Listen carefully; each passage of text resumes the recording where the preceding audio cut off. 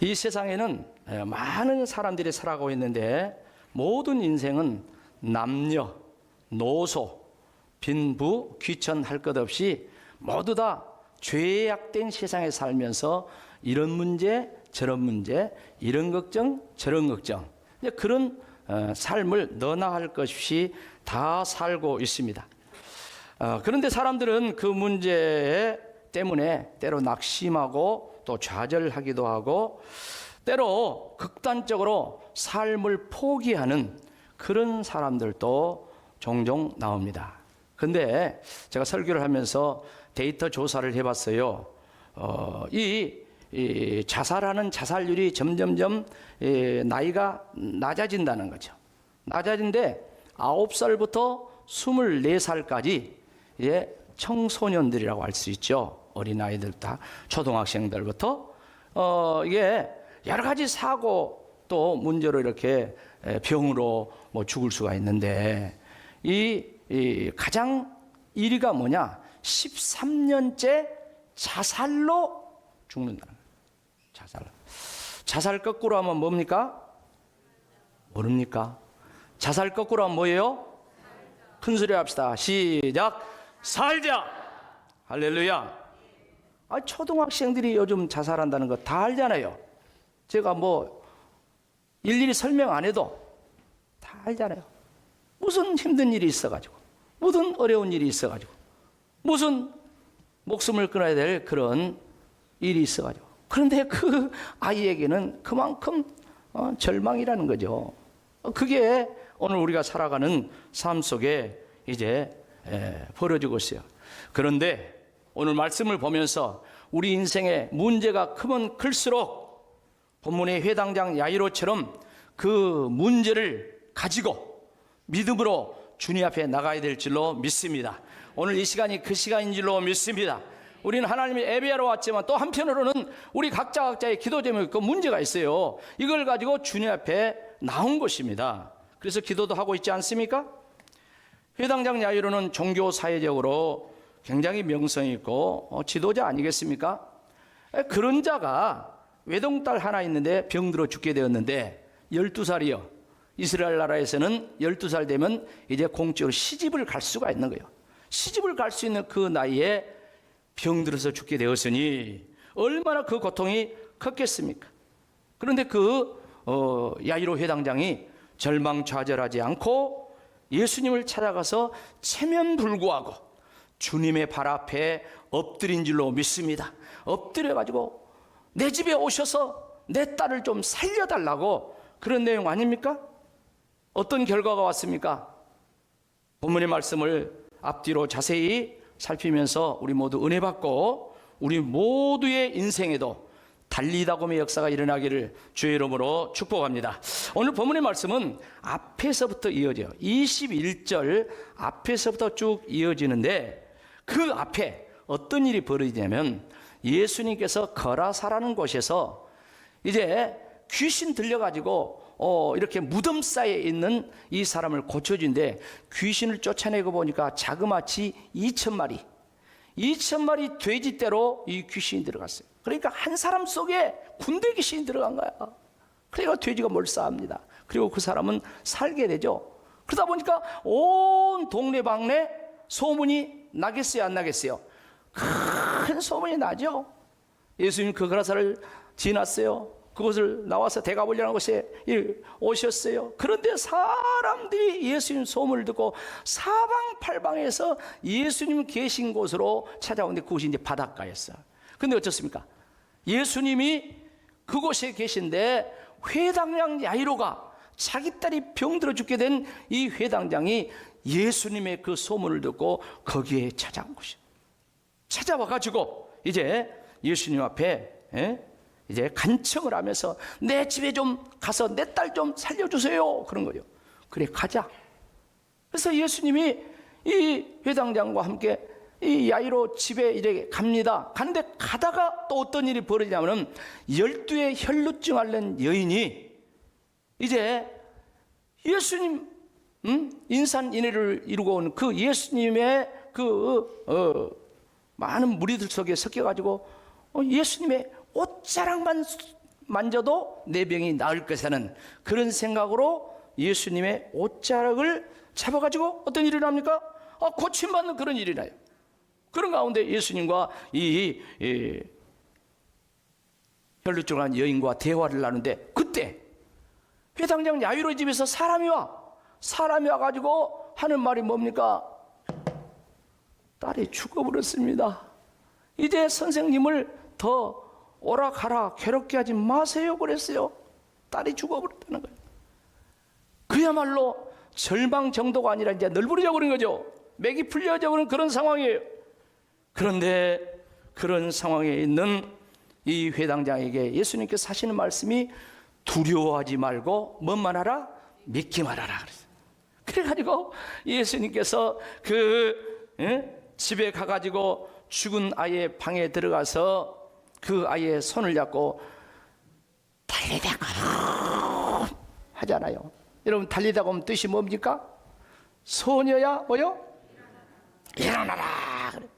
그렇게 기도할 때 이 12살 묵은 소녀가 일어나는 기적의 역사가 일어났습니다.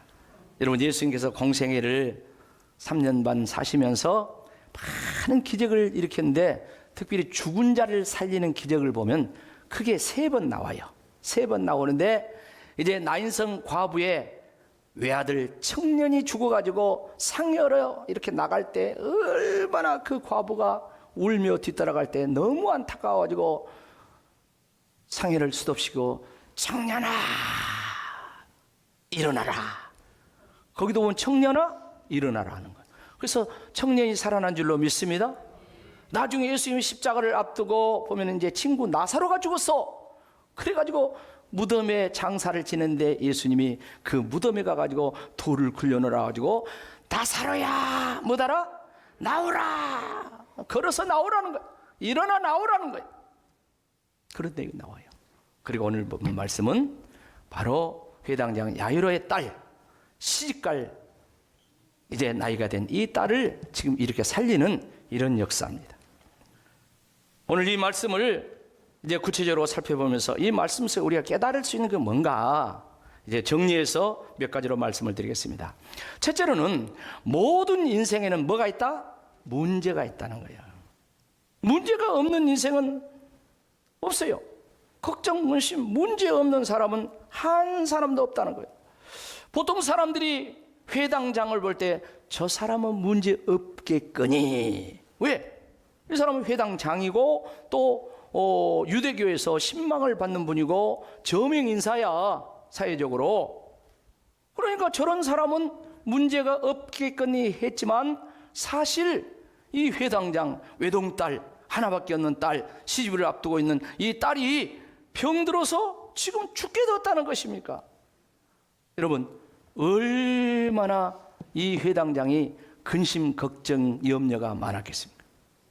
오죽했으면 예수님 소문 듣고 예수님을 찾아봤겠습니까? 당시에 예수님은 오늘날 우리가 생각하는 그런 예수님이 아니에요. 그런데 회당장이 찾아갔던 거예요. 설교를 준비하면서 35년 전 일이 생각나요. 제가 광주에서 목회하고 있을 때 이제 서울에서 전보 한 통이 왔어요. 전보 한 통이 왔는데 전보 내용이 동생 사고 급상경 이렇게 났어요.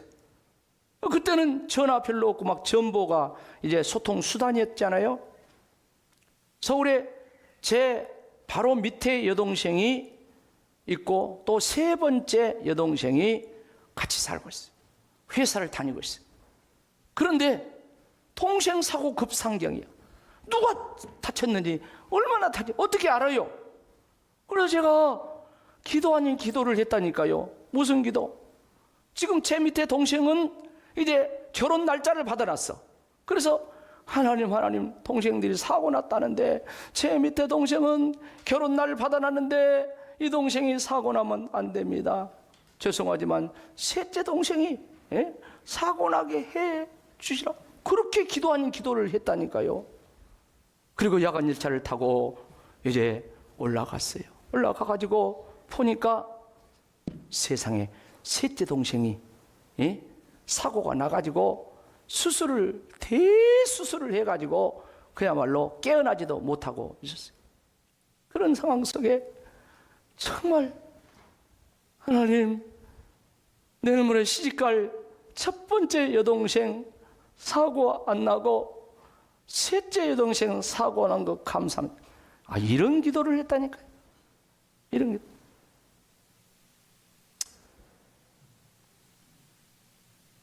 결국 그 여동생, 사고 난 이 셋째 여동생이 어떻게 됐냐, 병원 생활을 한 1년 했습니다. 1년 한데 그 전까지 예수님 믿지 않았어요. 제가 그렇게 전도해도 하는 말이, 오빠는 시골에 어려운 살림에 대학 보내놓고 이제 좋은 직장 갔는데 신학교 가버리고 목회한다고 가버리고, 나라도 돈 벌어가지고 부모 효도해야 되지 않, 이렇게 이야기를 하는 거예요. 전도하면. 그래, 안 믿었어요. 그런데 그 사고를 가지고 1년여 기간 동안 병원에 있으면서 거기서 예수님을 만났습니다. 그리고 믿음이 1년여 기간을 계속해서 믿음이 자라고 결국 거기 이제 병원 나와서 세례받고, 그리고 신학교 가가지고 지금은 목사 되어가지고 어린이 전문 사역자가 됐어요. 서울에서 어린이 전문 강사 사역을 그렇게 하고 있습니다. 사랑하는 성도 여러분, 회당장 야이로가 하나밖에 없는 외동딸, 이제 12살 먹어서 시집갈 수 있는 그 딸이 병들어 죽게 되었을 때, 이것은 청천벽력 같은 그런 상황이 아닐 수가 없어요. 이 세상에는 문제가 없는 사람은 한 사람도 없습니다. 그래서 옛날부터 우리나라에 내려온 속담이, 천석구는 1000가지 걱정이 있고 만석구는 10,000가지 걱정이 있다는 말이 있지 않습니까? 가난한 사람들은 부자면 좋을 것 같지만 그렇지 않아요. 부자도 얼마나 걱정이 많은지 몰라요. 또한 많이 배운 사람은 좋겠다, 못 배운 사람은 그러지만 그렇지 않아요. 많이 배운 사람도 얼마나 고민도 많고 걱정도 많고 그런지 몰라요. 그래서 우리는 어떤 문제가 있더라도 남과 비교하지 말고 낙담하지 말고 좌절하지 말아야 될 줄로 믿습니다. 그런데 의외로 사람들은 어려운 문제에 직면하면, 왜 나에게 이런 문제가 생겼지? 왜 나만 고난을 받지? 이런 생각을 많이 하지 않습니까? 그래서 이런 찬양도 나오게 되었죠. 왜 나만 겪는 고난이냐고. 불평하지 마세요. 고난의 뒤편에 있는 주님의 축복, 주님이 주실 축복 미리 보면서 뭐하세요? 감사하세요. 그럼에도 불구하고 너무 견디기 힘든 지금 이 순간에도 주님이 일하고 계시잖아요. 남들은 지쳐 앉아 있을지라도 당신만은 일어서세요. 힘을 내세요. 힘을 내세요. 힘을 내세. 주님이 손잡고 계시잖아요. 주님이 나와 함께함을 믿는다면 어떤 역경도, 어떤 고난도, 어떤 문제도 이길 수 있잖아요. 할렐루야. 우리는 늘 찬양하잖아요. 이 세상의 모든 사람은 정도의 차이지 다 문제, 걱정, 의심이 있다는 거죠. 그걸 오늘 말씀을 통해 알 수가 있다. 그 다음에 두 번째 우리가 알 수 있는 것이 무엇입니까? 이 회당장 야이로는 그 딸의 절체절명의 이 문제를 가지고 혼자 고민하고 끝나는 것이 아니라 이 문제를 가지고 예수님께 뭐 됐다? 나왔다는 거죠. 자, 아까도 이야기했습니다. 우리가 예배드리러 나왔습니다. 또 한편으로는 우리 각자 가정, 삶, 인생에 다 문제가 있어요. 이 문제를 가지고 주 앞에 나가서 맡기며 기도하는 시간인 줄로 믿습니다. 그걸 가르쳐주고 있는 거예요. 회당장이니까 지위가 있고 명성이 있고 그러니까 얼마나 문제 해결을 위해서 딸 고쳐보려고 노력을 했겠습니까? 그렇지만 결국은 죽게 된 것을 알고 예수님께 살려달라고 나왔어요. 바닷가에 계신다는 소문을 듣고 회당장이 나왔습니다. 그런데 중요한 것은 어떤 태도로 예수님께 나가냐, 이것이 중요하죠. 우리가 예수님께 나갈 때 문제를 가지고 나간다 할지라도 우리의 태도, 자세가 얼마나 중요한가를 알 수가 있는데, 마가복음 5장 22절 23절에 보면 이 회당장 야이로가 예수님께 나간데 예수님 보시고 발 아래 뭐 됐다? 엎드렸다. 이곳이 지금 안방이 아닙니다. 땅바닥입니다. 회당장이 예수님 발 아래 땅바닥에 철부덕 엎드렸어요. 그리고 간곡히 간절히 간구합니다. 내 집에 좀 오셔서 죽게 된 내 딸 좀 살려주세요. 이렇게 회당장이 그랬다니. 회당장이 응? 여러분 생각해 보세요. 야이로의 신분은 공식적으로 회당장입니다. 예수님의 신분은 뭡니까? 그냥 무명이야. 그냥 청년이야. 그냥 예수님은 복음 전하면서 몰려든 사람들 병 고치면서 소문나고 사람들이 몰려든 그런 상황입니다. 그것을 유대교에서는 이상하게 보고 이단으로 생각하고 핍박하고 하는 그런 사람이에요. 그런데 이 사람은 유대교 회당장이에요. 그런데 그가 이 청년 예수님 앞에 이렇게 길바닥에서 무릎을 꿇다. 우리는 이것을 통해서 이 회당장의 간절함과 겸손한 모습을 동시에 볼 수가 있어요.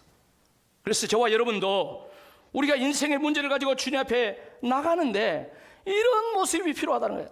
내가 주님 앞에 나가는데 무슨 체면이 필요하냐 말이에요. 지금 죽게 된 이 시집갈 딸을 이제 위해서는 회당장에 무슨 체면이 뭐가 필요하냐 이 말이에요. 여러분, 저와 여러분도 우리 주님 앞에 나올 때 이면 체면 다 버리고 겸손하게 엎드려야 될 줄로 믿습니다. 그리고 간구했다겠어요. 간청했다겠어요. 내 집에 오셔서 내 딸 좀 살려주세요. 얼마나 간청을 했습니까? 바로 이런 태도가 이제 중요한데, 성경을 보면 공통적으로 각종 문제를 가진 사람들이 해결받는 내용이 나오는데 바로 이런 공통점을 가진 내용이 수없이 나옵니다. 그 가운데 비슷한 하나를 구약 성경에서 말씀하면 이사야 38장에 보면 유다의 히스기야라는 유명한 왕이 병들어서 죽게 되었어요. 이사야라는 선지자를 통해서 하나님께서 말씀합니다. 너는 죽는다. 그러니까 네 집에 뭐 되라? 유언해라. 그렇게. 아니, 멀쩡한 사람이 죽는다는 것입니다. 멀쩡한 왕이 죽는다는 것이요. 네 집에 유언하라는 것입니다. 그때 이 히스기야 왕이 반응하는 반응이 어떻게 나옵니까? 이사야 38장 2절 3절을 보면 이렇게 반응을 합니다. 히스기야 왕이 얼굴을 어디로 향하고? 벽으로 향하고 하나님께 기도했다겠습니다. 이 말씀 무슨 말입니까? 의사도 부를 수 있고 약도 얼마든지 올 수가 있지만은 오직 하나님만 뭐 됐다? 의지했다. 하나님만 바라봤다. 그런 말입니다. 그리고 그 하나님 앞에 심히 못하면서 통곡하면서. 보통 사람이 우는 것도 통곡하면 참 안 됐죠.